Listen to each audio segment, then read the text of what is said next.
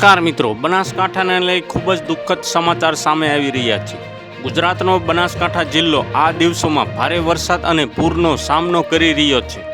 સતત વરસાદે અહીં જનજીવન સંપૂર્ણપણે ખોરવી નાખ્યું છે। ઘણા ગામડાઓ 4 થી 5 ફૂટ પાણીથી ભરાઈ ગયા છે, જેના કારણે ગામડાઓ વચ્ચેનો સંપર્ક કપાઈ ગયો છે। લોકો સલામત સ્થળોએ જવા માટે સંઘર્ષ કરી રહ્યા છે।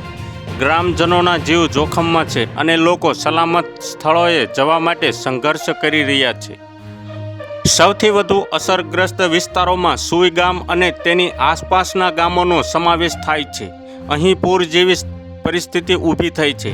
સુઈ ગામથી નડાબેટ સુધીનો હાઈવે પાણીમાં ડૂબી ગયો છે, જેના કારણે એક એસટી બસ પાણીમાં ફસાઈ ગઈ હતી અને પાણીમાં ડૂબી ગઈ હતી। હાઈવે પરની ઘણી દુકાનો પણ ડૂબી ગઈ છે, જેના કારણે વેપારીઓને ભારે આર્થિક નુકસાન થયું છે। પરિસ્થિતિ એટલી ગંભીર છે કે જિલ્લા વહીવટી તંત્રને ઘટના સ્થળે પહોંચવું પડ્યું છે। કલેક્ટર મિહિર પટેલ પોતે ટ્રેક્ટર પર બેસીને સુઈ ગામ પહોંચ્યા અને અસરગ્રસ્ત વિસ્તારોનો સર્વે કર્યો છે। તેમણે કહ્યું કે એનડીઆરએફ અને એસડીઆરએફ ટીમો રાહત અને બચાવ કાર્યોમાં રોકાયેલી છે। ઘણા ગામોમાં ગ્રામજનો હજુ પણ છત પર ફસાયેલા છે અને મદદની રાહ જોઈ રહ્યા છે।